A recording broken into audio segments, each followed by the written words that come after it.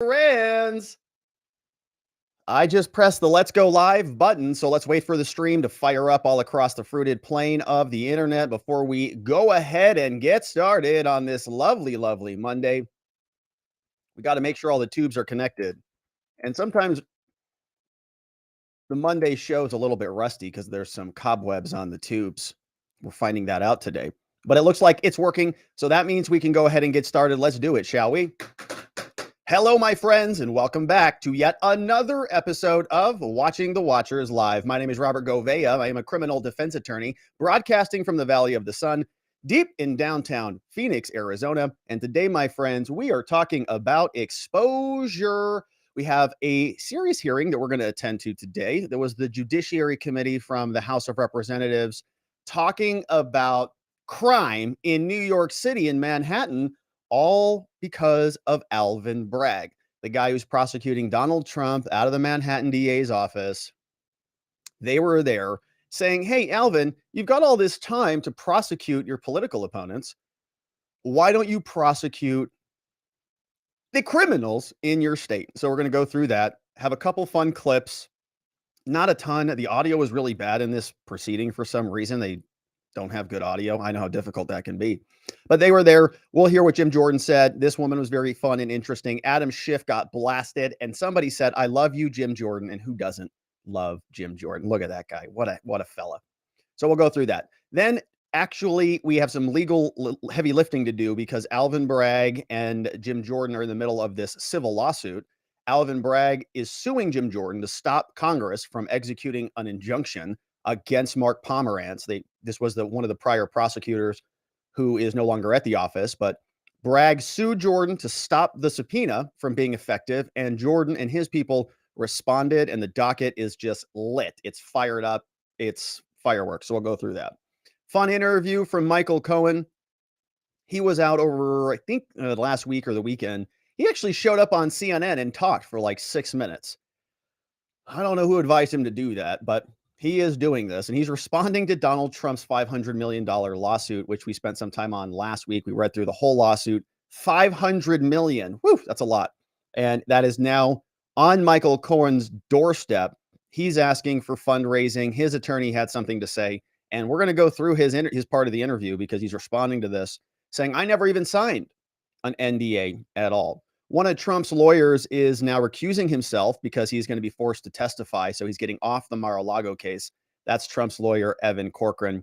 And we talked a little bit about him. So have a quick article on that as well. Then we'll turn our attention over to the Proud Boys. A lot of bizarre stuff going on today. This morning, we were excited about seeing what the testimony looked like because we didn't have any testimony Thursday or Friday of last week. But we hopped on Twitter, and our friend Brandi Buckman, who has been doing a great job live tweeting these events, said that the court actually shut down the media room. So we couldn't see anything. And we're going to unpack all of that because the media was very upset about this. Kyle Cheney from Politico. We've got Julie Kelly had something to say about it. And it turns out they did open up the media room back in the afternoon, but most of the day was gone. So we'll have to unpack that probably tomorrow and see exactly what happened after all of the dust settles. But there were a bunch of filings today. The judge denied one of the defense's motions to dismiss. Shocking, I know. I know many of you fell out of your seats at home. Wow, you're kidding, Rob. Yeah, no, it's true. He denied it. And we'll read what he said about this. And it's just one of these cases where the government is, the judge is not legally incorrect. It's just how the law works, and I know how frustrating it is, so we'll talk about that.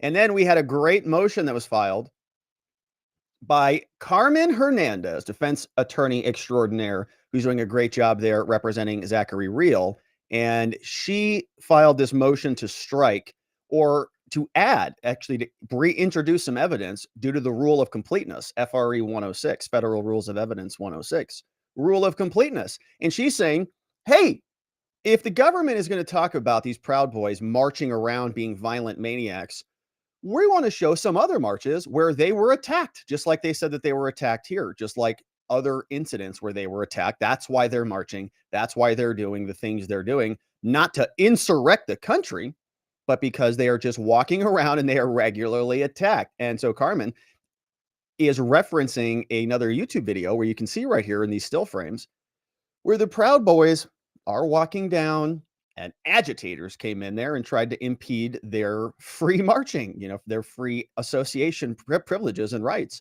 And so we'll go through all of that and more. And if you want to be a part of the show, my friends, as you can see, boy, we've got a lot to get to today. We got Proud Boys.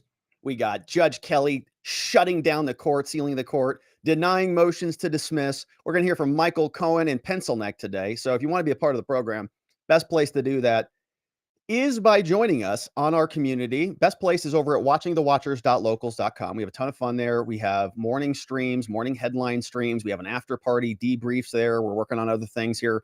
Going to be very fun, even funner than it already is. Watchingthewatchers.locals.com. And if you join up on YouTube, then make sure you grab the Telegram link, because we also, YouTube members, we also do our morning streams. And the only thing we don't do on YouTube is the after party. But everything else is on YouTube. So the morning streams, you can't really post on YouTube or anything like that, but you can join the private Telegram no matter where you're a member, and you get it all. And so we welcome you and hope you do join us. Now, as you saw, my friends, we've got a lot to get to. And so we got to make sure we're fortified and nutrified before we get into it, because we all would like to lose those leftover pandemic pounds. And if you're here in America, it's going to be summertime soon. It's going to be pool season. And how sick are you of all the ads for the weight loss pills and the fad diets and all that stuff? We've all been there. We've all done that. We know they just don't work. But you know what does? Eating healthy servings of fruits and vegetables every day, not just one, 5 of them. You do that and the weight would probably just start falling right off. But look, vegetables, not a fan. Fruit, who's got time to prepare that every day? I know. You don't have to worry about it. Instead, let's talk about Field of Greens. Now, Field of Greens, you can see this product right here on your screen. You see these vegetables here? Very specific fruits and vegetables that you're not going to find in any other product. Look how happy they are. Proper nutrition reboots your metabolism so you can burn calories faster and lose weight the healthier way. And we know that Field of Greens is the only brand backed by a better health promise. Yes, you're going to look healthier and feel healthier fast, but the greater proof is going to come at your next checkup when your doctor says, wow, you've lost weight. Whatever you're doing, keep it up. And so let's get you started. Go on over to fieldofgreens.com, open up a new browser, grab your phone, fieldofgreens.com, and there you're going to see a bunch of good stuff over there. It's not just the greens. They got, sleep and exercise and fitness and joint movement, great stuff. Fieldofgreens.com. Don't forget to use code Robert when you check out so you can save your 15%. And remember, the vegetables, they want to be eaten. That's why they're here on this planet. That's why they pop out and say, eat me. So make sure you do it. You're going to be healthier and you're going to love it. Fieldofgreens.com, code Robert. All right. Let's get to it, my friends. Criminals don't care about politics. That's what this woman said in Manhattan when Jim Jordan and the House Republicans, the Judiciary Committee, made their way into New York to ask Alvin Bragg, the man who's prosecuting Donald Trump for some reason, about why he is neglecting the safety of his own constituency, his own citizens, and spending all of this time and all of this money and all of the government's federal money, in fact, prosecuting Donald Trump, which is a political opponent of his party. So I want to go through this hearing a little bit. Adam Schiff got interrupted. Somebody said, I love you, Jim, and we all love Jim. But the opening statement came from Jim Jordan first, and it's very brief. There were some audio problems today during the hearing. So I want to share this with you. This is how this started in Manhattan today. Today's hearing is about the administration of justice and keeping communities safe, something that has always been a central focus of the House Judiciary Committee. Our witnesses today have felt the effects of crime up close and personal. They've been victimized by a justice system that cares more about political correctness than punishing the criminals who've harmed them and harmed their family. We thank them for being here and sharing their story. Their stories are emblematic of a city that's lost its way when it comes to fighting a crime and upholding the law. As we all know, fairness under the law is a bedrock principle of American democracy. In this country, justice is supposed to be blind, regardless of race, religion, or creed. However, here in Manhattan, the scales of justice are weighed down by politics. Indeed. For the district attorney, justice isn't blind. It's about looking for opportunities to advance a political agenda, a radical political agenda. Rather than enforcing the law, the DA is using his office to do the bidding of left-wing campaign funders. He's taken a soft-on-crime approach to the real criminals. So Jim Jordan was there. There were a bunch of other Republicans and Democrats there. We're going to hear from Adam Schiff in a little bit. But there were some critiques about this. Some people are saying, hey, why is Jim Jordan in Congress coming in and interfering in a state level affair, which is just regular criminal prosecution in New York? In fact, a lot of the lefties are saying that. A lot of the Democrats are saying this is nothing but just a hack job. They're just trying to act like Donald Trump's defense team, and this is much ado about nothing. But Jim Jordan is making a point here that it's about equal justice, and this is about ensuring that happens all across the United States. And if you have targeted prosecutions that are executed by individual partisan elected prosecutors like Alvin Bragg, like Letitia Face Spasm Tishy James, these people have run their entire campaigns on prosecuting Donald Trump. And that seems like it's out of alignment with the national standards of justice, right? We want equal protection under the law. We don't want the first past the gate to get control of the DA's office and then start prosecuting all of their political enemies.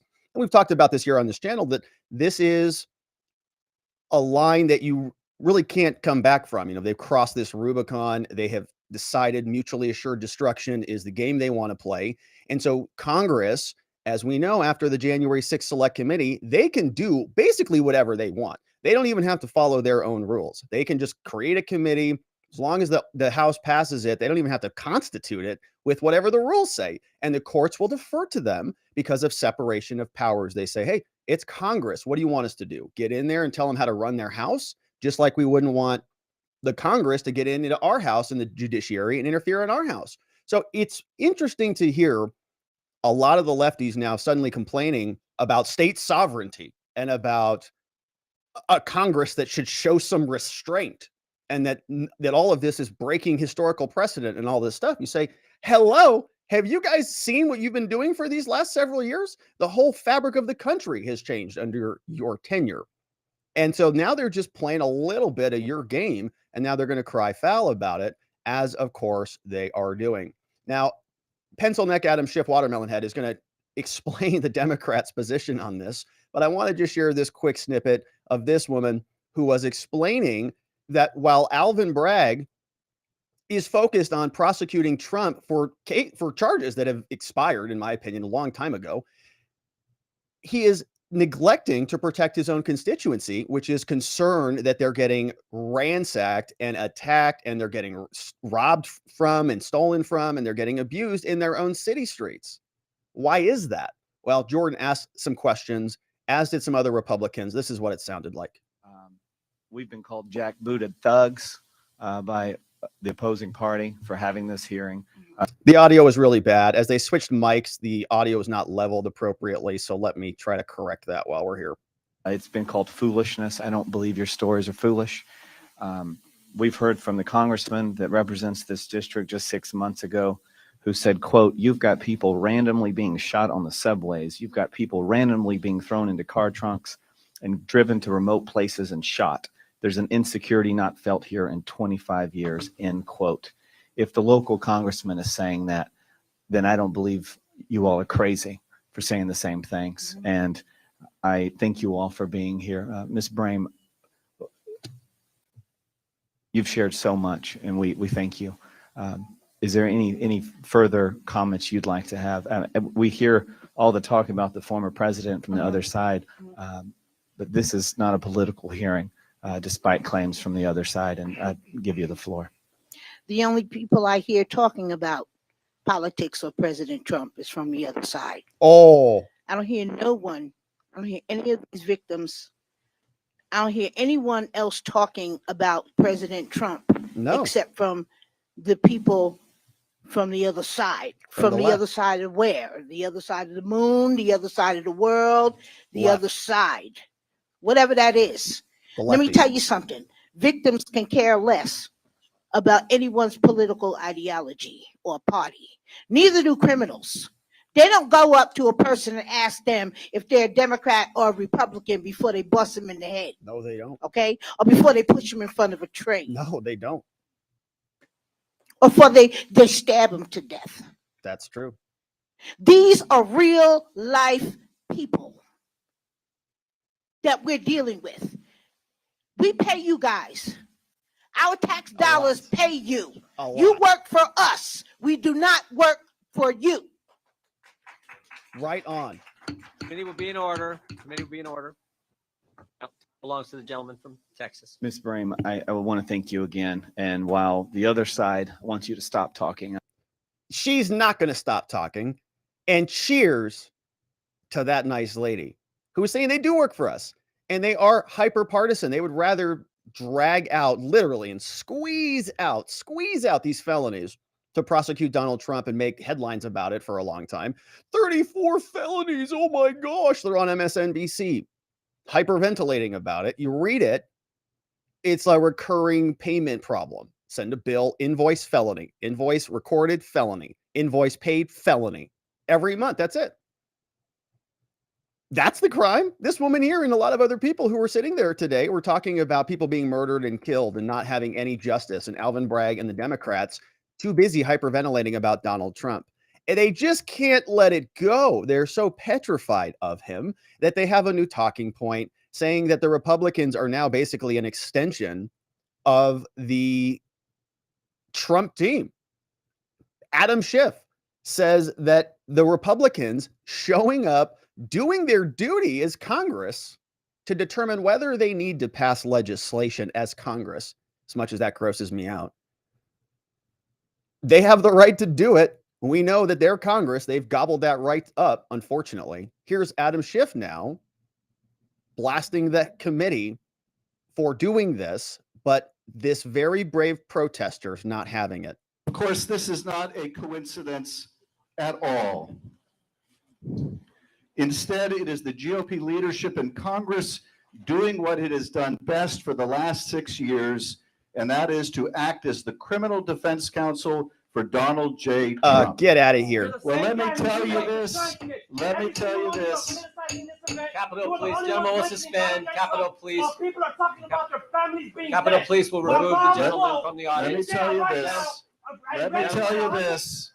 Gentlemen. FBI agents for his apartment to get set on Let me fire. tell you You guys this. are politicizing this entire event. You're a scumbag. Every Let me tell you this. You're a scumbag, Adam Schiff. You've been politicizing this entire event. These people are here talking about their dead relatives, and you're talking about Donald Trump. Pay attention to our state. Pay attention to the issue that's in front of you, Adam. I got you all on video with your face, with no attention to Donald people J. who are Trump. testifying will suspend. about their families dying. So we You got guys order. are scumbags. All of you. Every one of you. Free mouth quote. Free mouth quote. Gentlemen will suspend. The audience has to be. That guy better be very careful or else he's going to be thrown in solitary confinement. Don't show this video to Merrick Garland. Be in order. Capitol Police. You guys are letting go. Capitol Police. Alvin Bragg is the reason, and Lee Zeldin would have won this election. This wouldn't be here. You wouldn't need to be in New York City. This is all because of Alvin Bragg. Can we have order? We're working on it, Mr. Schiff. Gentlemen, Alvin Bragg and Capitol Police, please remove the gentleman from the audience. No, you gotta go. You gotta go. I'm sorry. I'm sorry. I've given you several warnings. You gotta go. Disgraceful what you guys do. Disgraceful. You are utterly disgraceful, Ralph Nader. You're a disgrace to this country. I love you, Tim Jordan. It's a very unfortunate attempt. Committee will be in order. Committee will be in order. Okay, did you hear that guy? He said, "You're a disgrace, Ralph Nader." I think he called Adam Schiff Ralph Nader. Is that true? And then he said, "I love you, Jim Jordan," at the very end. Watch, I got to turn myself off at the end. "You're a disgrace, Ralph Nader. You're a disgrace." He's talking to, I think he's talking to Adam Schiff, pencil neck.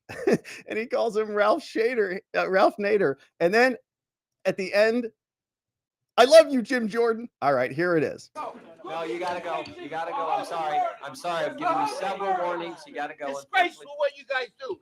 Disgraceful. You are utterly disgraceful, Ralph Nader. You're a disgrace to this country. I love you, Tim Jordan. It's a very unfortunate attempt. Oh, I love you, Jim Jordan. Committee will be in order. Committee will be in order. Oh, man. Ralph Nader, what a loser, that guy. Gosh, he's just the worst. Totally the worst. man, and he's a pencil neck, and he's Ralph Nader. Gosh. what an embarrassing situation for him, man. He must feel like a total idiot. But we all love Jim Jordan. Here is the Jim Jordan face as he realizes somebody loves him. Here's the other angle. The audience. No, you got to go. You got to go. I'm sorry. I've given you several warnings. You got to go, unfortunately.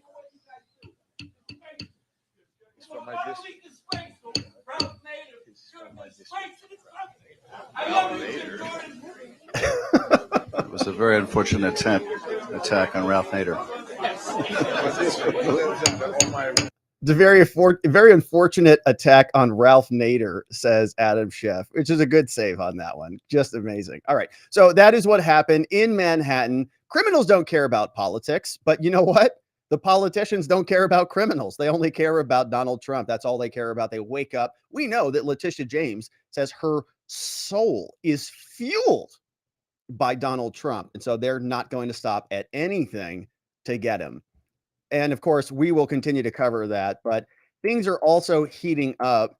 Alvin Bragg sued Jim Jordan, and now Jim Jordan is responding, saying that the attempts to stop Congress from getting their subpoena, which they sent to a prior Manhattan DA, is invalid. Congress can get subpoenas if they want them. And Jim Jordan filed a response saying the same. So let's take a quick look at what's happening in this docket, because this is very, very busy. Out of the Southern District of New York, you see it's Bragg versus Jordan. The original filing date was back in April. This was Alvin Bragg suing the Judiciary Committee. And they were saying that you cannot subpoena our person, Mark Pomerantz. Now, all of the summons came out, and there was an initial order to show cause. Let's see where else this leads us. So you can see a ton of activity here as we fast forward. Here is a certificate of service. So this complaint was ultimately served on Jim Jordan. We remember that there was an order from the judge saying that they had failed to do that. Back in April, the court responded. They said, sorry, Alvy, you didn't do a good job on this. You have to effectuate service before we grant anything. Let us know when you did that. Shall be served by April 17th. We fast forward, it was done. So the certificate of service was filed, which means the judge is happy now. And we get a bunch of other people who are coming in. This woman, Catherine Moran, is seeking to appear. Another lawyer is appearing. This guy is a lawyer appearing. Look at all these lawyers. Another lawyer, Sarah Brooks, is in the house. We got Bradley is in the house. A lot of people representing the committee of the judiciary. Congress is going to have a bunch of lawyers. So this is Congress versus a state level prosecutor, just so we're clear about that, in federal court. And the state level prosecutor is suing Congress to stop this from happening. Congress wants to talk to people and investigate this, issued a subpoena, and they are responding. So we have opposition brief, which was filed, which we are going to take a look at. We've got different declarations, and you can see just a ton of activity. Look at all these exhibits. In this most recent filing, this one came in today, April 17th, declarations, and we've got oppositions and even more letters. So let's just get right to it. What the heck is going on here? This was the filing, 35 pages, filed April 17th out of the Southern District of New York in a bizarre case, historical indeed. Alvin Bragg is prosecuting Donald Trump. Jim Jordan, just so we're clear, and the Judiciary Committee sent a subpoena in to go call Mark Pomerantz, a Manhattan DA who's no longer with the Manhattan DA's office, not a part of this active investigation or prosecution. Bragg is suing to stop that subpoena from coming into effect. This is Jordan's response. So this is Congress responding. This is the opposition of Jim Jordan and the Judiciary Committee to Alvin Bragg's motion for an injunction. We see all of the attorneys who are on this case. We fast forward through the table of contents and the table of authorities, and let's see how this filing begins.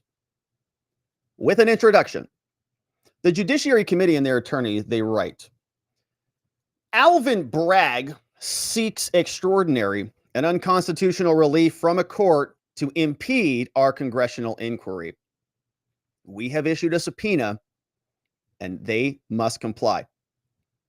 They say that Alvin Bragg has sued Jim Jordan and the House committee, but has failed to apprise the court that they're immune from a lawsuit under the speech and debate clause. He didn't tell the court that. And two, he demands, Alvin Bragg, emergency relief to stop a former employee, somebody who's not even at the office anymore, from cooperating with a congressional investigation, even though the individual has authored a public account in a book that this person wrote. Courts have consistently rejected attempts to enjoin compliance with congressional subpoenas. And here, Alvin does not cite a single case where a court has made the opposite ruling. This court should reject Alvin Bragg. They say that the DA's office out of New York began investigating Trump and has been doing this for years. In February, there was a guy called Mark Pomerantz, we've talked a lot about here, the guy on 60 Minutes, who was very angry with Alvin. As soon as Alvin won, he decided not to prosecute. Mark Pomerantz said, "You're not coming to my cocktail parties on Sundays now." And Alvin said, "Holy moly, he got really good food there. Let me think about it." And then suddenly here we are. He was hired as a special assistant to Cyrus Vance. Mark Pomerantz is the person who has the subpoena coming his way. In 2021, to replace Vance, Alvin Bragg made the former President Trump an issue. Congress says, for example, Bragg was asked in a media interview, says, "I know a lot of people are wondering who has this job. Are they going to convict Donald Trump?" Somebody asked him that question.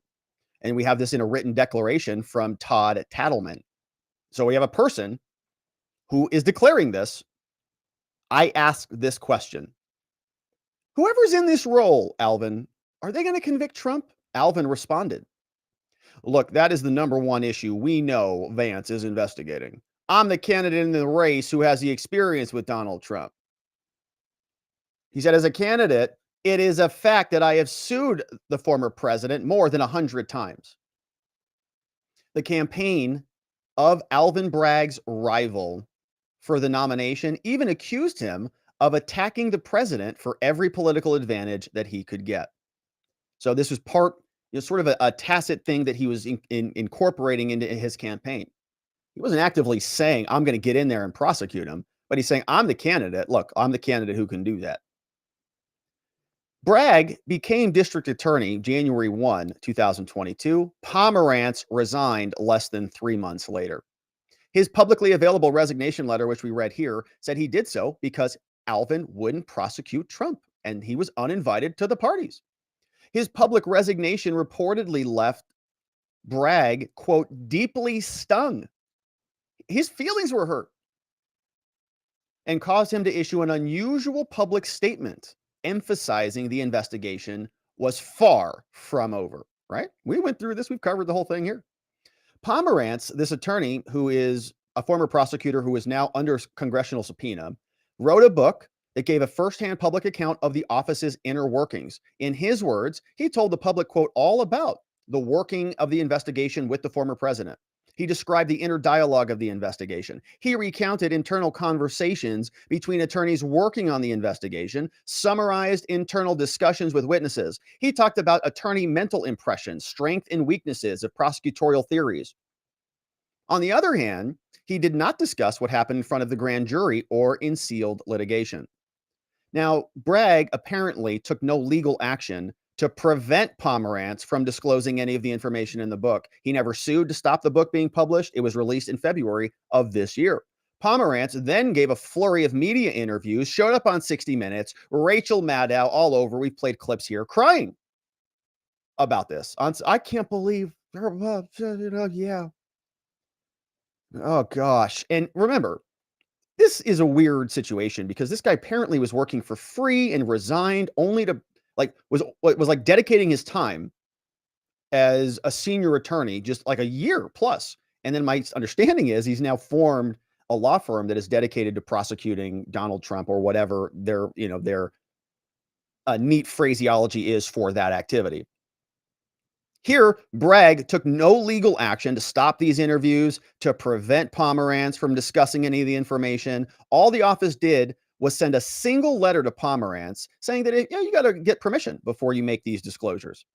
Pomerantz responded that he's complied with his ethical obligations. However, meanwhile, in November 2022, right after Donald Trump declared his candidacy, it was publicly reported that the office was, quote, jumpstarting a criminal investigation into Trump.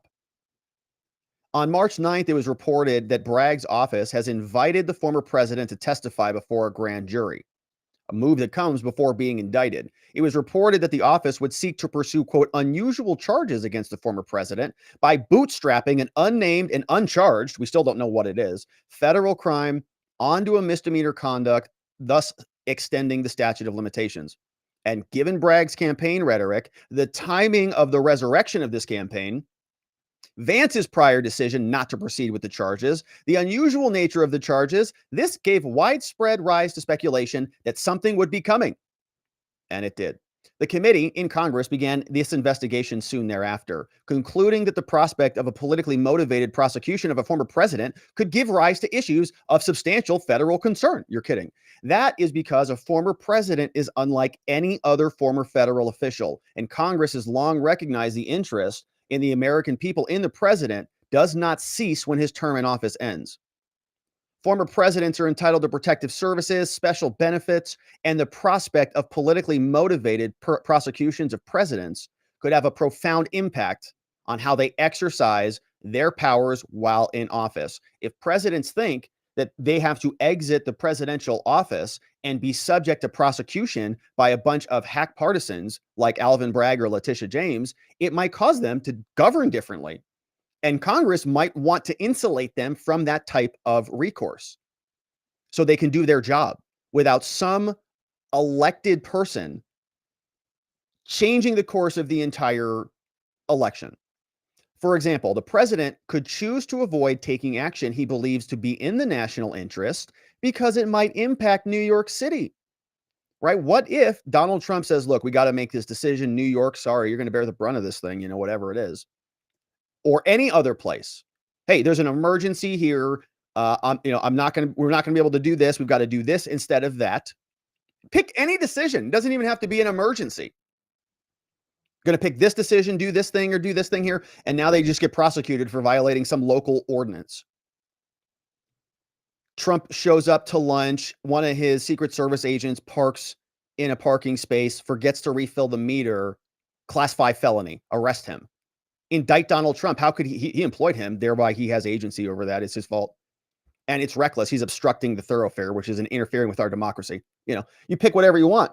It's nuts, which is why we give them some leniency or we give them some special classifications and don't do this stuff. On March 20th, 3 House committee chairmen sent Bragg a letter asking him to provide, amongst other things, office's receipts and use of federal funds. Unfortunately, Bragg has been uncooperative with this committee. It has been reported that when a committee staff member called the office and identified himself, they hung up on Congress. The staffer called back, and the person on the other end of the phone in New York, this is what they told Congress. If somebody said this to the January 6th Select Committee, they'd be in solitary confinement or dead already. FBI Christopher Wray would have an aneurysm over this, but says, this is what Alvin Bragg's office told Congress. They said, your committee has no jurisdiction over us. You're wrong. Stop calling us with this BS.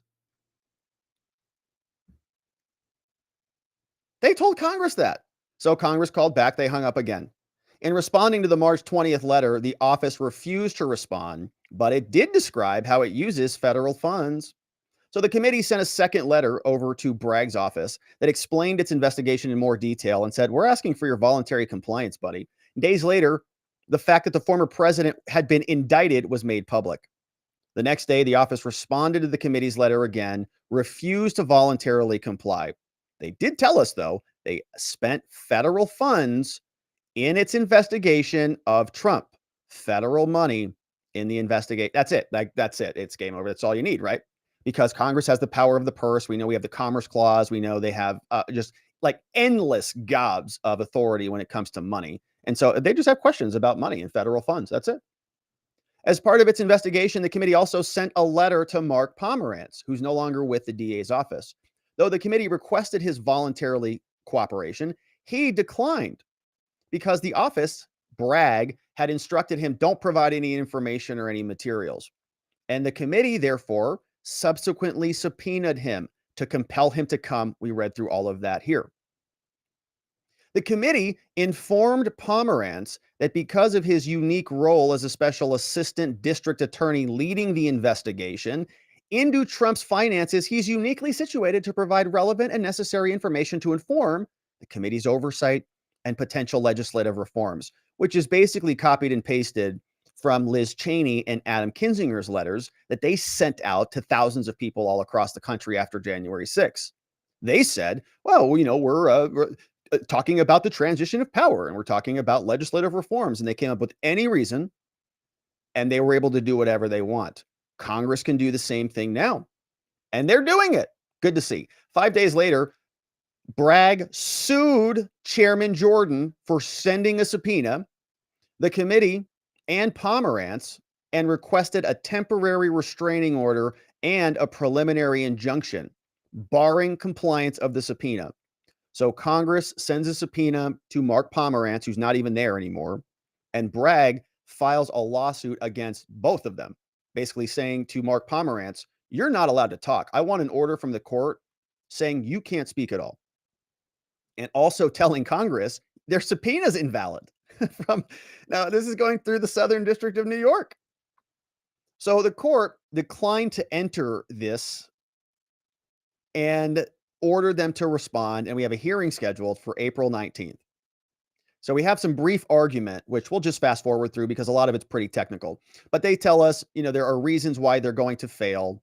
Pomerantz is the Pomerantz subpoena is protected by Supreme Court law. There's many instances where they've sent this before. They say that plaintiff Alvin Bragg implicates federal legislative issues, spending federal money. This alone is an issue where legislation could be had. Congress has the ability to propose legislation. Pomerantz is a very relevant witness. He knows the inner workings of the office. And to be a valid legislative inquiry, there doesn't need to be a predictable end result. Just whatever they want to do, it's Congress.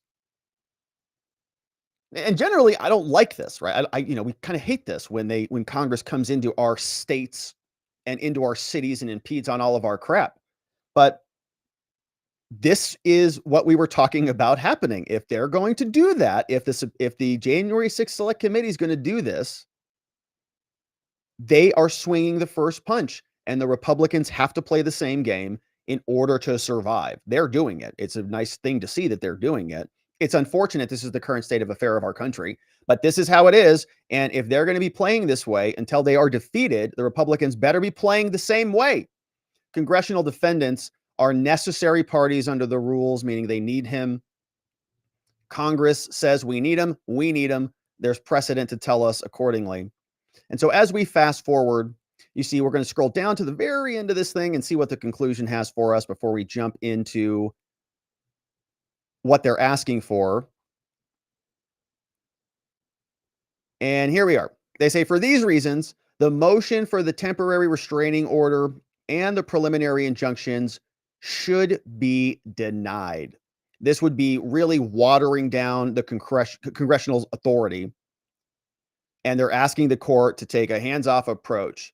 If this relief is granted, in other words, if Alvin Bragg is successful and Congress can't do this, it would improperly usurp the committee's constitutional power to do their job, to investigate and conduct oversight. No outside entity, whether a subpoena recipient like Pomerantz or his former employee, is permitted to challenge the wisdom of the congressional approach or the methodology. Congress reigns supreme. It's Congress. And this comes from a U.S. Supreme Court case called Eastland, right? And this is, I got to imagine, something that is going to be laughed out of there once the judge takes a look at it, because Congress basically wins every time. If Congress loses to Alvin Bragg here, it's going to be a pretty interesting situation. And so that is the response from Jim Jordan to Alvin Bragg. And then, of course, this is the docket. We know that we're scheduled for some upcoming dates, and we have a bunch of attorneys who are coming in here. So as this continues to develop, We, of course, will continue to cover it and see what Alvin Bragg says in response. Whether the judge grants it or not, we'll see. Now, there's more because Michael Cohen is responding to being sued. Donald Trump sued him for $500 million. Can imagine what that feels like. Probably not good to get a big fat lawsuit dropped on your front porch and you read about it and it says $500 million. Well, that's not exactly what happened. Apparently, Michael Cohen got a text message, learned about this through his cell phone, and Trump is suing him for $500 million. That is a lot of money. So you can see that there were some responses to this. Michael Cohen's lawyer, Lanny Davis, issued the following statement. He said this, he said, Mr. Trump is once again using and abusing the judicial system as a form of harassment and intimidation, which is hysterical because I don't know anybody who's been more prosecuted than Donald Trump on a political stage. I mean, the guy's been prosecuted before he was even president. They were investigating him and trying to set him up for all sorts of stuff. So he is now saying that Trump is using and abusing the system against Michael Cohen, who many people would argue is one of the most lacking in credibility witnesses to ever come. Lanny says, it appears he's terrified by his looming legal perils and is attempting to send a message to other potential witnesses who are cooperating with prosecutors against him. Says Mr. Cohen will not be deterred and is confident that the suit will fail based on the facts and the law. Is there anyone in America, aside from a shrinking minority base of believers, who takes Mr. Trump seriously when he files these frivolous lawsuits? Well, we take him pretty seriously. I think Michael Cohen is taking it pretty seriously. He's trying to generate and raise some funds to defend himself because $500 million is a lot and legal defense is not cheap. But if you sign a non-disclosure agreement and you're also an attorney who is apparently providing legal services to the former president and you have ethical duties, well, those ethical duties carry with you beyond the role. And if you sign non-disclosure agreements, you can't breach those just because you're mad at Trump now. And so Trump is saying we've got some pretty valid claims here. And there are some pretty serious damages from what Michael Cohen has been doing, including leading to an indictment. Remember, Michael Cohen is what many people believe to be the star witness of this new grand jury investigation that is being brought. I'm sorry, now it's over. Cohen is the star witness of this prosecution. It's not an investigation anymore.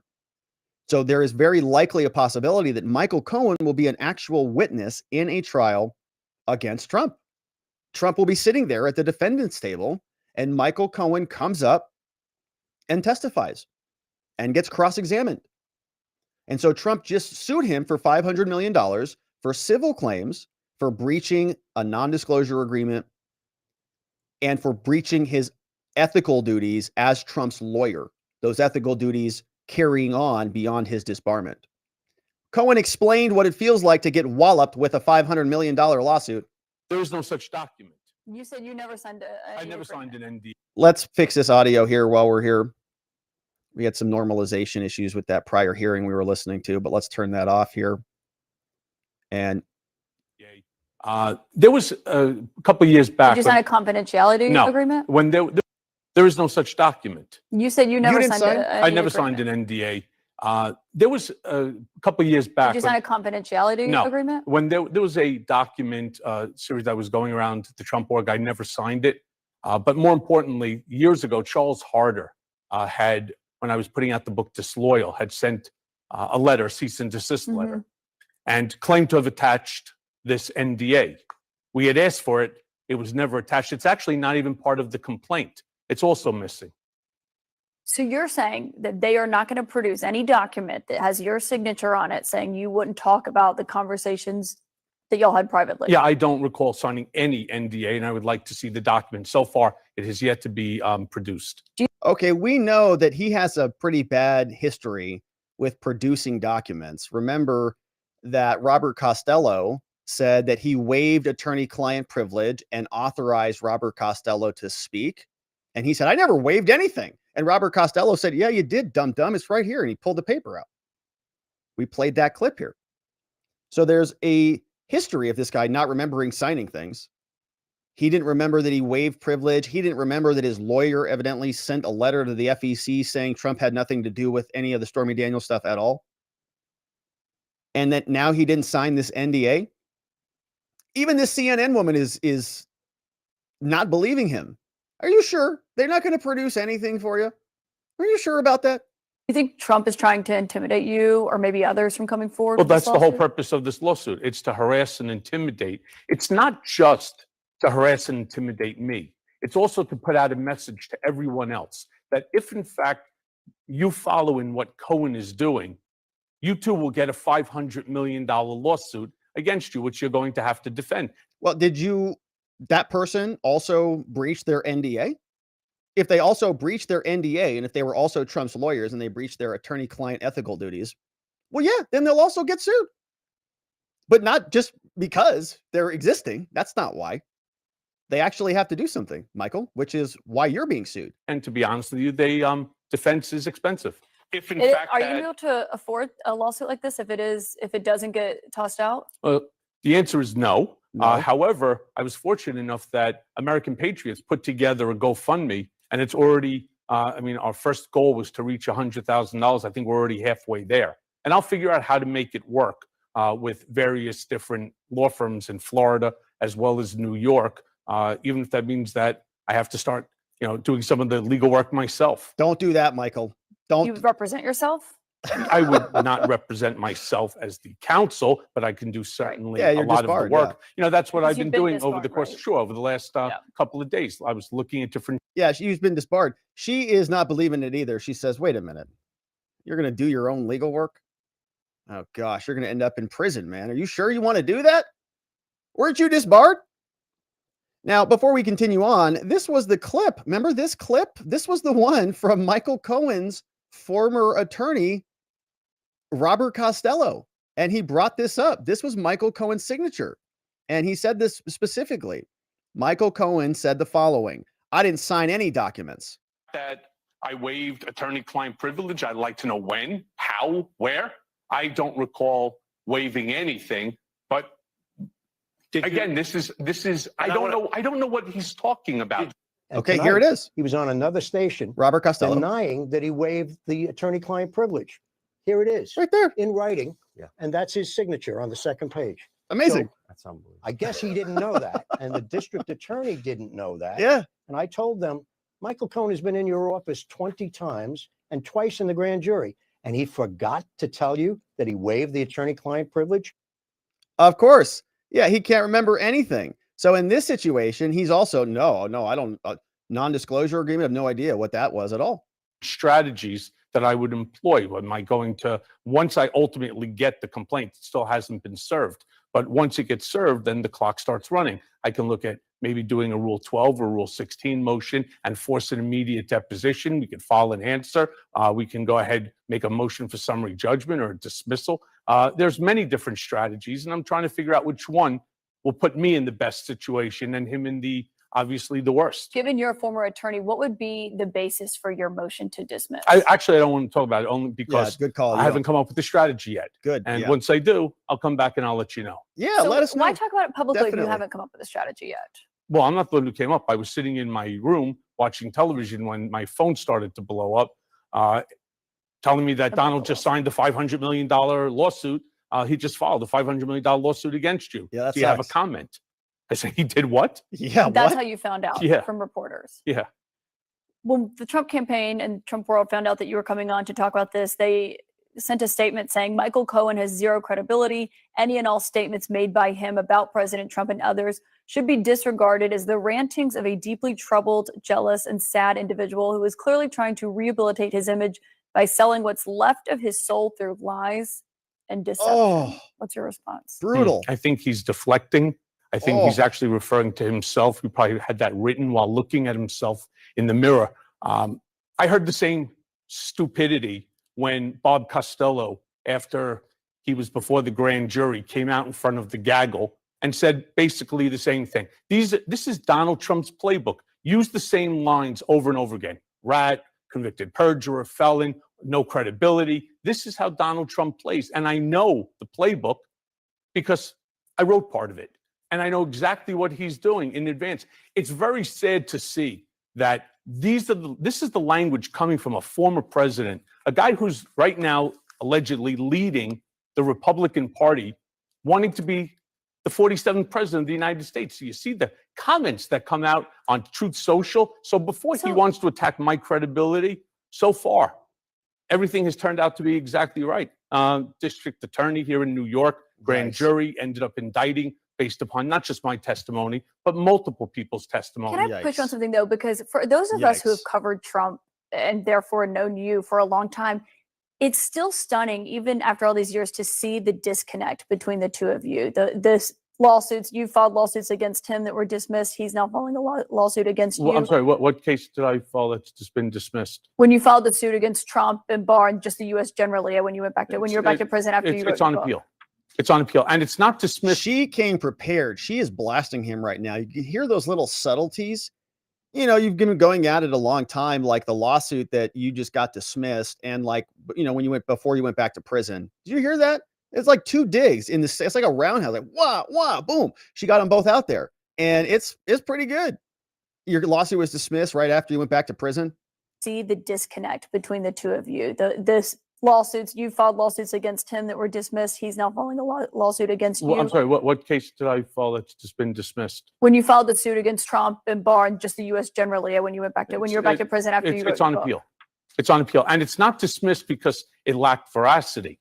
It was dismissed because, based on the Dobbs decision, Bivens was overturned. Had nothing to do, But how did including Judge back to my Lyman's own point. determination in that decision was that Okay. he agrees 100% that what they did to me, the unconstitutional remand of a United States citizen, by the former Attorney General with, the help of the DOJ, is wrong. However, it was out of his hands because of the Bivens decision. Okay, but that was because you wrote your book. We'll let that legal process play out. But my point is, how did this relationship between the two of you go from what it once was to the point where it is now? That's a great question. I mean, I think, unfortunately, the last person that's in Donald Trump's ear controls his brain. And somebody sat there whispering into his ear that we need to make Michael Cohen into the scapegoat. And when I ultimately realized, for example, when Bob Costello was trying to become part of my legal defense team after the raid on my home, the hotel, and so on, I realized that I'm going to be Donald's scapegoat. And I would never allow history to remember me as Donald Trump's, as responsible for Donald Trump's dirty deeds. It wasn't going to happen. My last question, this lawsuit references the books, the podcasts, your public appearances. When I read the transcript of when Trump was arrested, the judge himself was also concerned about not just what Trump is saying on Truth Social, but witnesses. No, because Like you. nothing that I've come on television and talked about references any of the conversations or any of the information that either I discussed with the grand jury or the district attorney. Michael Cohen, we'll see what your next step is in this lawsuit. Thank you so much for joining us Good tonight. to see you. Brutal, absolutely brutal interview. And I think he is freaked out. Watching that, I think he's legitimately freaked out, and he should be, because I think he's in pretty serious legal peril. If he had those documents signed and Trump is executing this, I think that Trump may have some good basis to file this claim, and he probably has the documents. You got to imagine that an organization like that keeps that stuff, takes it pretty seriously, all of the non-disclosure agreements. And he is going to be a man without a place to go. He's going to be a man without a home. The left has taken advantage of him. They used him as this useful idiot for a long period of time. I think he'll still be a useful idiot, especially in this prosecution. But he is just one piece of a much bigger operation, I think, which is to get Donald Trump. And as soon as he becomes no longer useful, then he'll be thrown away like the rest of the people who are no longer useful to that part of the aisle. And if Donald Trump, or when Donald Trump is the nominee and perhaps the next president, you got to imagine Michael Cohen is not looking forward to that. So a little bit of a weird response from him. I think freaked out is the way I would characterize that. And also in denial. I almost feel bad for him a little bit, but then I realize that a lot of this has been active and malicious. He doesn't seem like somebody who is really understanding, I think, maybe the level of incongruity between his statements and what the facts of the world are, or he's just a bona fide liar. We'll see. So he's going to have to respond to Donald Trump soon enough. And of course, we'll continue to cover and see what else that brings. Michael Cohen, definitely freaked. All right. And so, my friends, we had a quick update on one of Donald Trump's lawyers before we jump over into what's going on with the Proud Boys. But this was an interesting, just quick short story. Donald Trump's attorney, called Evan Corcoran, somebody we followed a lot, is recusing himself. He's going to be compelled to testify. Remember, Donald Trump, we just spent a lot of time talking about the Manhattan case. This is about the special counsel probe. And this was kind of big news because the attorney has been compelled to testify, and some of that testimony may be adverse to Trump. And so he's recusing himself now from Trump's team. They say that Corcoran has stopped working on the criminal investigation into the investigation of the documents at Mar-a-Lago. He went before a federal grand jury, and he had a late recusal related to attorney ethics rule that bar lawyers from working on a trial where they might be a witness. Yeah. Corcoran will continue to represent Trump in other matters, but not this. Interesting stuff. So we're going to see some more changes, and this investigation just continues on.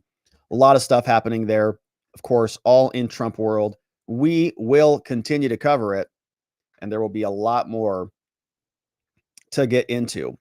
But let's carry on, my friends. We've got an actual prosecution underway, nearing the conclusion in the Proud Boys trial.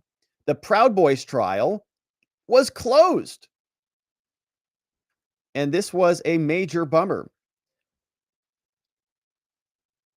Judge Kelly cut off media access to the Proud Boys trial day 55. Here's what Brandi Buckman reported at 6:10 a.m. She says, "Now, I'm hearing that the media room access is being cut off for the rest of the trial. The reason seems to be something to do with the court's own mistake last week about broadcasting a sealed hearing temporarily." And we're saying that's a big problem. We know that there's been a ton of sealed hearings in this case. We know that the media has had concerns about that. They filed and lodged their complaints with the court. Judge Kelly has said, sorry about that. It's sealed and you don't get access to this because this is all national security stuff, or it's protecting sources and methods from the FBI or whatever. And so we were a little bit surprised to hear this. And the reaction in the media was very unhappy. People were upset that this was going on. Kyle Cheney over at Politico dropped a couple of tweets about this. He said, Judge Kelly has blocked the media's real-time access to the Proud Boys trial because of the court staff's own error last week when they streamed a sealed hearing into the press room. We're going to learn more about that hearing in a minute. That will significantly impede coverage of the two defendants who are testifying. Cheney says it's astonishing that in one of the most important trials in America right now, the court is going to significantly curtail access to the trial 4 months into it, punishing the reporters for trying to inform the public about it. Says the backup option, of course, is to go into the trial, into the overflow room, but no devices are permitted there. So live and verbatim coverage of the trial is impossible. And then you risk translating incorrectly and saying something, and then somebody takes it and runs with it. So it's not as real time. Kyle says, so coverage will happen, but it's going to be slower. And this comes as we're nearing the end of this thing. Zachary Rehl is prepared to be cross-examined by the DOJ, and Dominic Pizzola was expected to take the stand today as well. Cheney says that courts have consistently agreed that public access to the proceedings is urgent and necessary, but in this case, the judge is acting to limit that access in what might be the most important January 6th trial of all. And Kyle Cheney does great reporting, but he is no pro-Trumper or pro-J6er or anything like that. He wants to see it as much as everybody else does. And he is wondering why this judge is silencing this. Julie Kelly dug up the story, and she's a great follow. All of these are great follows. Says that a court official didn't cut off the sealed proceeding. And this was the story that was published about the sealed proceeding.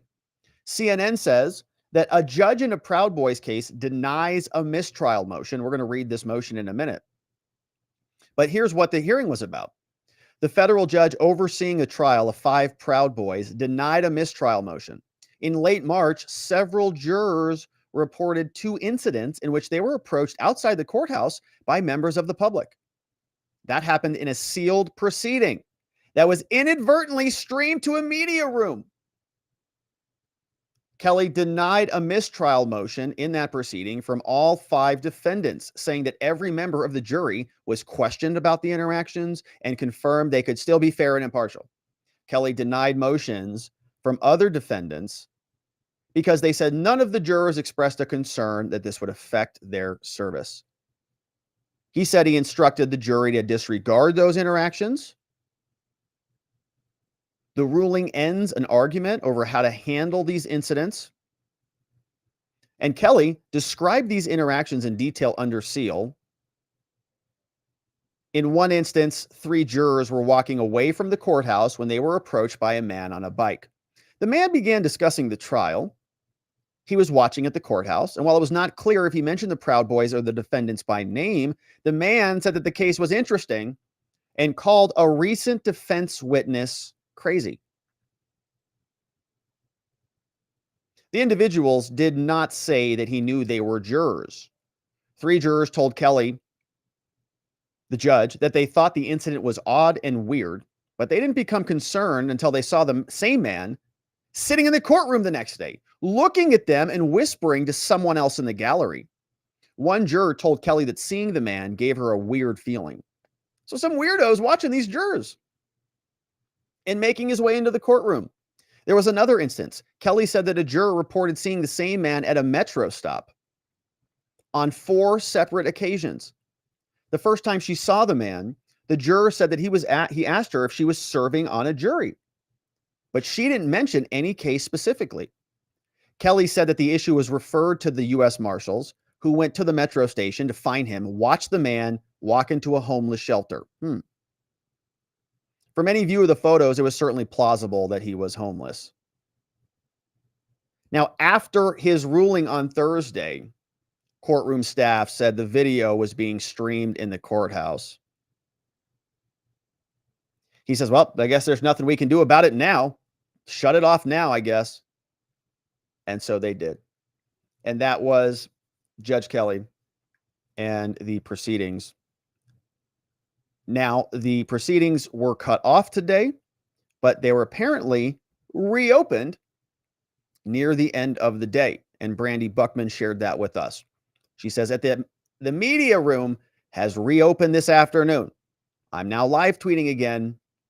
At the end of the day, I'll provide a recap from earlier when the feed was cut. So she's getting caught up. And of course, we'll take a look at what happened today and we'll summarize more of that tomorrow and see what actually happened. But there were some very interesting filings in the Proud Boys case, and we want to take a look at them. The Proud Boys judge denied the defense motion to dismiss the case. We read through this one on behalf of Roger Roots, on behalf of Dominic Pizzola, was submitted previously, saying that the government was involved in all sorts of malfeasance, including the Jenks material disclosure, which was the spreadsheet that was sent over and contained a bunch of those secret hidden messages in there. And so the judge said, sorry, defense, you are denied. Here's what the motion looked like. Here's what the order looked like. Not too long. It is 10 pages. United States versus Dominic Pizzola, the memo order coming out from Judge Kelly denying the defense motion to dismiss. The judge writes, before the court are 2 motions from defendant Pizzola to dismiss the indictment and declare a mistrial. The first motion is for dismissal with prejudice or for a mistrial, and the second is a motion for a dismissal, and he's referencing the motions. He says on top of the relief that Pizzola seeks, he also wants an evidentiary hearing or special counsel to be appointed. What is he arguing? He says, well, a couple things. The evidence has failed to show his guilt. He has been deprived of exculpatory evidence, video footage that was not given to him. That's the Tucker footage. The government has invaded the attorney-client privilege by snooping on emails and by sending informants into attorney-client meetings. And 4, the government has engaged in other misconduct. And we've seen a lot of that here, including allegations of 50+ informants who weirdly didn't know about an insurrection plan. For the reasons below, Judge Kelly says, I know this is going to be shocking for many of you at home, the court will deny both motions, which lack legal and factual support. This is obvious. Okay, these motions were always going to be denied. The judge is not going to dismiss this right in the middle of trial, especially this judge, especially based on what we've seen so far. But here's what the judge says in his reasoning. He says Pezzola's first argument is that the evidence has disproved his guilt. But a dismissal of the indictment must be based on a defect in the charging document itself. The court is limited only to the face of the indictment in evaluating the propriety of the dismissal, so it must accept this allegation as true. In other words, the court can't make a decision right now. If the evidence can't sustain a conviction, you got to file a judgment of acquittal, not a dismissal. Saying this is the appropriate motion to be filing, you can file it at the close of the government's case. The court is reserving ruling as the rules allow, thus no relief is appropriate. So we are now reconsidering that. He says that Pezzola has not been deprived of any exculpatory video. The defense is saying that we didn't get access to all of the discovery, all the body cameras, all the materials. They say Tucker got it. We didn't get it. Pezzola makes another argument. He says that our argument is that we've been deprived of this evidence. He says that conclusion relies on the legal premise that the video footage is exculpatory and that the factual premise that the footage was not produced to him in discovery. They say Pezzola hasn't done either of those. You got to show two things. One, it would have shown you're innocent, and the judge says, I watched the footage. It doesn't do that. And two, you got to show that you didn't get the footage when you got all of your other materials, and you haven't shown that either. Say a defendant can show that the government violated its obligation if the evidence is favorable to the accused, that it was willfully or inadvertently kept away from the defense, and that it's material. They say that here, Pezzola hasn't shown any of that. Hasn't shown that the video would show he's innocent. There's nothing that shows that it would rebut that charged defense. Pezzola's defense, the judge writes, says that the Senate chamber was never violently breached, and there's no evidence of any raucous or extremely disruptive or violent demonstration. Judge says, I don't care about that. Pezzola has not shown how any of this relates to an element of an offense or how it relates to him at all. Thus, it doesn't tend to show that he's innocent. Judge says there was no evidence that has been suppressed. The government reports that it sent him most of the footage. But counsel says that they were, quote, unfamiliar with it. But that's not good enough, says the judge. Whether counsel viewed the footage is not within the government's control, so you can't say it was suppressed. And we've also seen this. The government has been very dishonest or very, I would say, unfair in a lot of their disclosures. Remember, in any criminal case, the government has everything. They have everything. They've got billions of dollars, entire institutions. They got the DOJ, the FBI, the Capitol Hill Police. They've got all their investigators, detectives. Everybody's involved. Okay, they got everything. And the rules are rigged in their favor, and they've got judges. They've got the whole system that's just sort of set up for them. And then when the defense says, hey, can I have some evidence, please? Can I have just a little bit of evidence so I can defend my client and get just a snippet of what I need? The government either beats them up over it and says, hey, no, this is a fishing expedition. You're not entitled to that. Why do you need all the video evidence? And why do you need all this stuff? And they beat them up over it and they fight for it for forever, or you just never get it. So the defendant has to litigate that, or they over-disclose, which has come up in this trial. We've already covered that here. In the middle of this trial, the defense asked for something. These loser prosecutors said, hey, we're going to get 3,500 pages of material, put it in a wheelbarrow, and dump it over on the defense table and say, here you go, jerks. You wanted it. And just dump it on them. And then the defense said to the judge, hey, judge, this is insane. And then the prosecutors came back and they said, oh, it's only page 45 to 47. That's all we're referencing. And then they said, well, why did you give them 3,500 pages? And they said, well, because they might want it all. So they bury it in discovery, or they don't give it to you. It's gross behavior.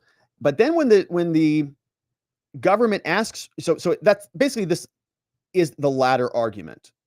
They gave him a bunch of stuff. The defense says, we didn't see that. The judge says, well, sorry, should have watched it. They say that even now, Pezzola is familiar with the footage now. Judge says a Brady claim is rarely successful when they obtained the information in time to use it at trial. And now we're in trial, and you hadn't begun presenting your defense, so you could have used the footage. They say that there was no constitutional right, violation of Sixth Amendment rights for intercepting his communications. They say the court has already held that in denying Rehl's own motion, that he waived any claim on this platform. You see that? This is so, it makes my blood boil. So if you're a defendant, just so we're clear on this, if you're a criminal defendant and you're in jail and you're using the court system, the jail system, to send an email to your lawyer, and you click a big box that says you understand you're waiving your privileges, that also waives your messages to your lawyer. Judge has said that's perfectly okay. It's waived. He waived any claim to privilege over those communications with his former attorney. Hold on a minute. Was that his former lawyer? Meaning they were not? Oh gosh, it's blood boiling.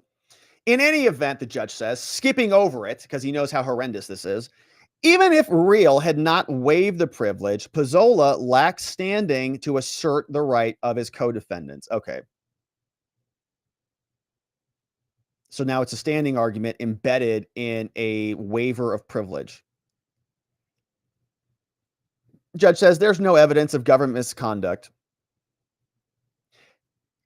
They say Pezzola's fourth and final argument is that the government misconduct warrants dismissal of the indictment.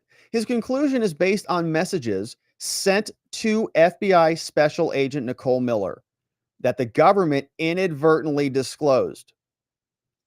Judge says the court must evaluate the request for a dismissal under daunting legal standards. Just so we're clear, the judge is setting up a reason why he's not going to dismiss this.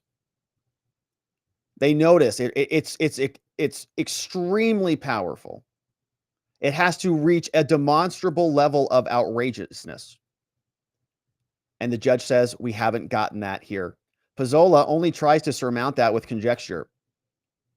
The closest he comes to claiming that there was coercion by the FBI is that it tracked emotional states and family relationships and put pressures on guilty pleas. But he doesn't point to any message that justifies that assertion. He claims that FBI agents admit to fabricating evidence. But those statements do not hint at coercion, violence, or brutality. In any event, the statements themselves and the government's explanations debunk Pezzola's theory and make clear that no relief is warranted at all, let alone a dismissal. The first message might relate to fabrication of evidence only if the person was present for a communication. But Special Agent Miller's sworn testimony contradicted that thesis. And she swore. So the judge says she's honest and she's true, and I believe her. She explained that the agent is the supervisor agent and the system does this, and it does not allow for a person listed as present to approve the report. So the agent asks the person to just edit the supervisory role, right? All just a big technical explanation. In short, the judge says, the uncontroverted record reveals that the agent's request to alter the report stemmed from a simple miscommunication. You see this? Simple miscommunication. That's all. At the end, there's no evidence to say that it was altered nefariously or otherwise. It's probably true. Do you know why there's no evidence? Because the judge didn't give it to us, didn't allow an exploration, didn't demand the government disclose a ton of other things. The judge just says, hold on a minute, this is scary. There's these documents and you guys can't, investigate any further. And then says, there's nothing nefarious. The government has proffered a similarly anodyne explanation for the second message. They just said it's a routine part of the life cycle, which is why they had to delete the evidence. In sum, the court is satisfied. We don't need any evidentiary hearings. He says the defense is crying foul play on unfounded speculation. There's no evidence in this. The court has already cautioned the defense this has no place in this courtroom. The FBI agent provided a full and uncontradicted explanation of the first message under oath. And as for the second message, It's consistent with the government's representation. Nothing in the record suggests that the evidence that the agent says that she was tasked with destroying had anything to do with Pizzola, with this case, or with any J6 cases. It was just a bunch of evidence that had to be deleted in a message. Moreover, because Special Agent testified that she never reviewed these messages, it makes sense that this had no connection to this case. And for all those reasons, the judge says the court will not conduct an evidentiary hearing. And not one of Pizzola's contentions withstands scrutiny. And so for those reasons, it is hereby ordered that Pizzola's motion for a dismissal is denied, and his other motion is denied. So ordered by Judge Kelly. Timothy J. Kelly, United States District Judge, April 16th from the D.C. Circuit Court. Ugh, gosh, just gross. All right, so that is the ruling, and it is absolutely to be expected, not a surprise. Motions to dismiss are routinely denied. That is not a surprise. The contortions with which this trial has been allowed to fester in order to fake that this has been, we'll just leave it there. Now, I want to carry on because there's another filing that came out. Defense attorney Carmen Hernandez, representing Zachary Rehl, submits a motion to strike. She is asking the court to delete some evidence, essentially, some testimony that came into court, to remove it, or to either allow the defense to supplement it, to support it, so that we can have what's called completeness. If the government is saying that the Proud Boys are a bunch of maniac, violent monsters when they're marching around, well, maybe the defense should be able to show some evidence that that's not true at all, that they're not that way, and that many of their other marches were done in total compliance with the law, and that some of their more rowdy protests were not because of them, but because they were attacked by other people while they were exercising their free speech and their free association rights. The rule of completeness is Federal Rule 106. You see here, it tells us the rule is if a party introduces all or part of a writing or a recorded statement, an adverse party may require the introduction at that time of any other part or any other writing or recorded statement that, in fairness, ought to be considered at the same time. So if the government is going to be playing video after video after video of the Proud Boys apparently being violent maniacs, maybe we can introduce this video where the police are saying that they weren't breaking the law at all and they were just marching and they got attacked. Let's see how Carmen Hernandez breaks this down for us. She writes, "This is Zachary Rehl's motion to strike the proposed cross-examination materials." She says that this court should be striking those materials that the government intends to use during the cross-examination of Mr. Rehl. They want to introduce social media videos relating to a Proud Boy rally that took place in Kalamazoo, Michigan, August 15, 2020. The videos that the government seeks to use do not impeach Mr. Rehl's direct testimony. He didn't even talk about those things. And these videos are not properly authenticated. They're inaccurate, they're incomplete, and they paint a false narrative. And if those videos are used by the government, defense says we move to admit a press conference held by the public safety authorities on September 8th, which presented the body-worn cameras from the rally. All right. So the government has some videos, and Carmen is saying, well, we've got our videos from the same rally, and we want to introduce those. At the rally, the Kalamazoo public safety chief explained it was not the Proud Boys, but it was the counter-protesters who instigated, carried weapons, and that they were the catalysts for the violence that occurred on the day of the rally. Now, the government opposes the introduction of this law enforcement press conference because they hate that conclusion. And they don't want the body camera videos in, and they don't want the surveillance footage in, or the radio communications, because the government doesn't care about really the truth. They care about getting convictions. If they wanted the truth to be in, then they could just show this video, which I will show you shortly. Now, here, Carmen continues. She says, The government has produced 4 videos that it proposes to use in cross-examining Rehl. It's from the rally. File names are the 4 videos: Blondie on Twitter, Fashion Tantista on Twitter, Fritz Klug in Kalamazoo, and Fritz Klug on Twitter. The government has not otherwise identified these persons, as more fully set forth below, and they provide a no basis for a finding of reliability. Where did these videos even come from? Defense says these videos are inadmissible for several reasons. One, they don't impeach Mr. Rehl. They do not show Mr. Rehl using violence despite the counterattacks by other violent protesters. They say, second, the government has not provided authenticating information for the information. The videos are not accurate representations of the events that took place that day, as they depict select non-sequential portions of the events posted on Twitter. Now, one account in particular, the Fashion Tantista account, raises issues about the poster's objectivity and provides no reliability about the authenticity of the videos. There's no basis for determining how the video had been edited. The account cover photo includes what appears to be a gas mask surrounded by a smoky substance. The Twitter profile self-identifies as the name War Warner.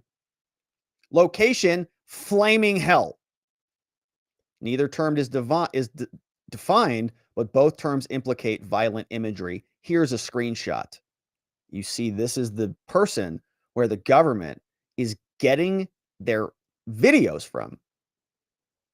Forever fighting fascism fashionably. Living in flaming hell. And so the defense is asking for inclusion or exclusion of material. They say at the same time the government opposes Mr. Rehl's request to introduce a video. There was a press conference that took place. It's hosted on Zoom.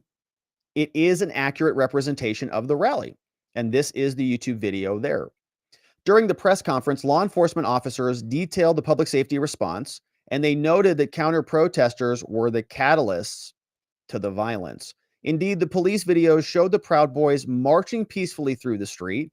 Counter-demonstrators began to violently attack them with sticks and even with a street sign. Let's take a look at that video, and we can see exactly what happened here. This is from Kalamazoo, and we can see this is August 15th, video summary of the protest. This video is very, it's like 1 frame per second. That's not on my end. That's looks like that here too. They're stopping and starting the video. To continue eastbound on Water, and you'll see on the left side of the screen is counter protesters from the festival site leaving the festival site, approaching the protesters in the street. Proud Boys are marching. Counter protesters are coming up. Boys are continuing east on Water, and the other groups are heading southbound towards them. They're going to meet right on the corner here. Okay, so you see the Proud Boys are going down the street. There appear to be other protesters coming up upon the grass. The audio you're hearing is from the police. The audio has been added, so they're communicating about what's happening. And the point of this is who is the aggressor? Who is lawful? Who is not?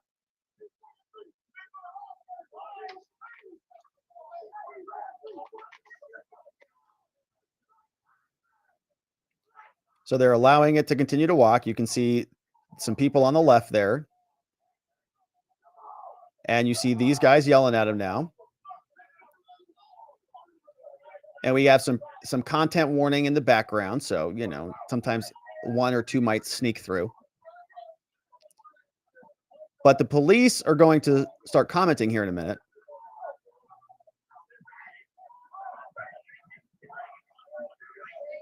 Okay, so now you see other people from the left. This guy's just taking pictures now. And somebody jumps into the crowd. All right, you have a Here's the police. skinnier black male in a gray t-shirt who is now entered the middle of the Proud Boys group and is blocking their travel. They're trying to get him out, and they're continuing eastbound. He's now trying to fight the majority of them. Okay, so now we see right now things start to get a little bit rowdy because somebody else jumped into the procession. And the cops are saying that essentially the Proud Boys were just marching around. Here's an aerial footage, same shot from the air. Turn that volume down. You can see the crowd now starts to get a little bit. So here we are. From the air, Proud Boys are just marching. You're allowed to do that. And then other people jump in from the outside. And then it starts to get rowdy.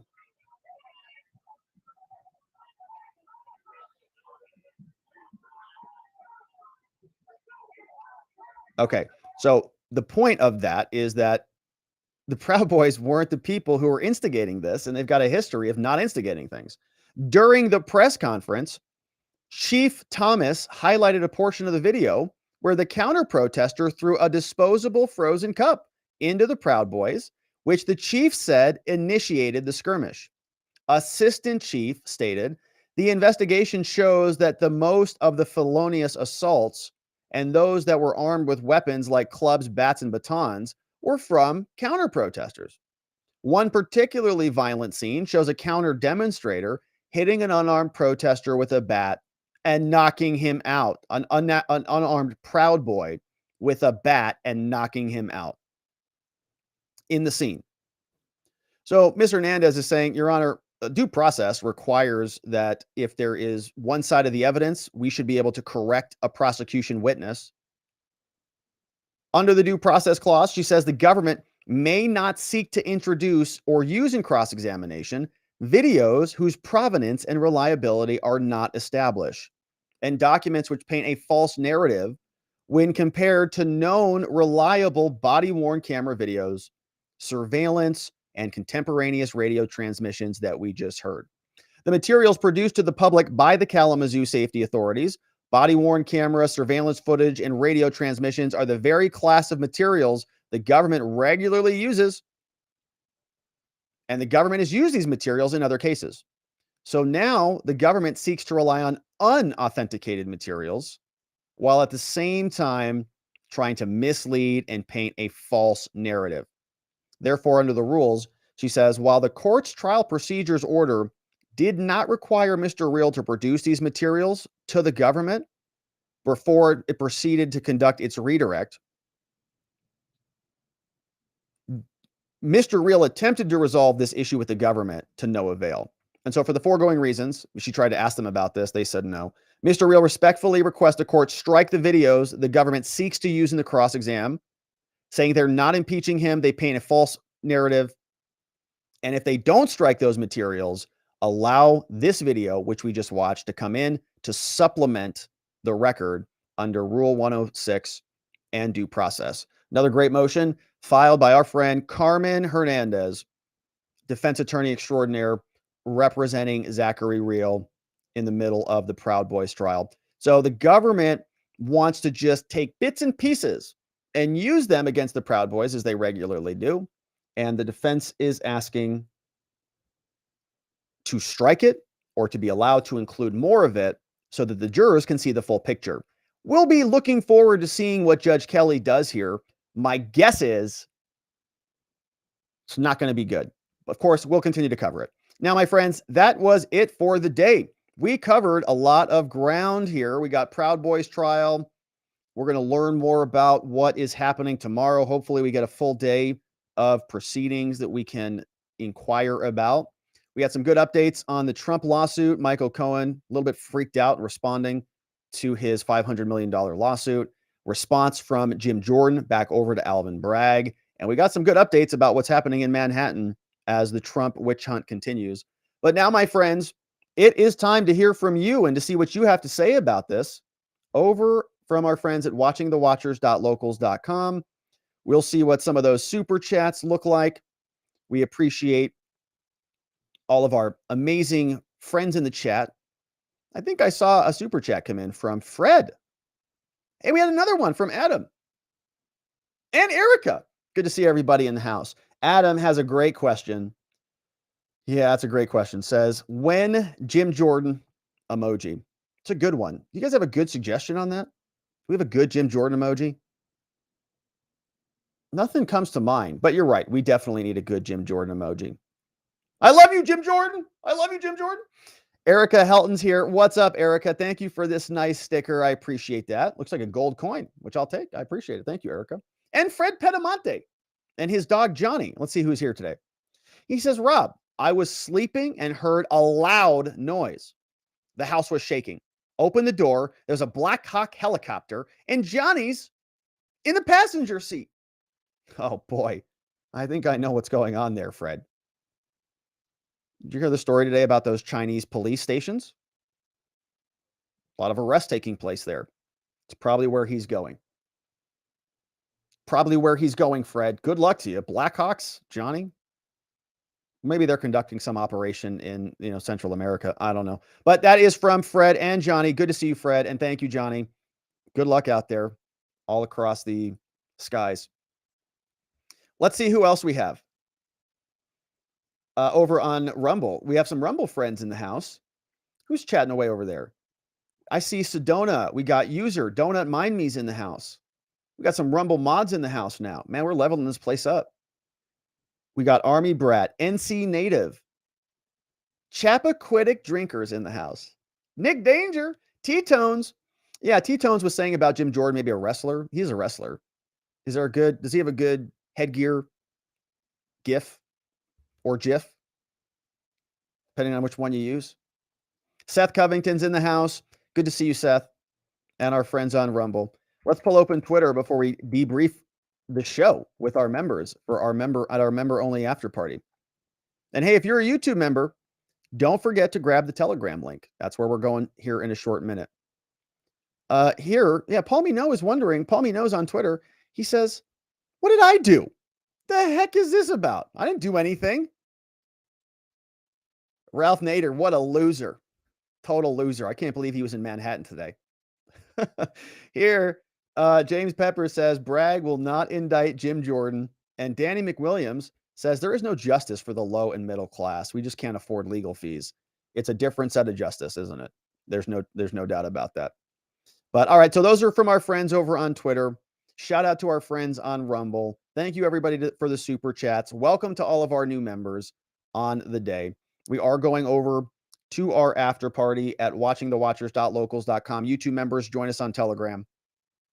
My friends, don't forget to get your Field of Greens. You need to be healthy and fortified. We've got a lot of news to get to, and we need mental power and nutrition to be nutricized and fortified with fieldofgreens.com. Don't forget to use code Robert because the vegetables want to be eaten. And hey, if you like this mind map, you can sign up and get a free account with this same software that I use, spotlightlawyer.com/mindmap, and you can use this. I mean, I use it for a ton of stuff. I use it for notes. I use it for planning, personal planning, and also, idea boards, all sorts of stuff. It's a lot of fun, easy to use. Spotlightlawyer.com if you want to check it out, /mindmap. Also, shout out to our mods modding down the fort. Very appreciative of everybody who keeps things nice and orderly for us. Shout out to Vienticus Prime, K Bean. We got Just Cause play. I think it's Monday, right? V's on game night. So good luck to V wherever he is playing game night, probably just crushing people out there.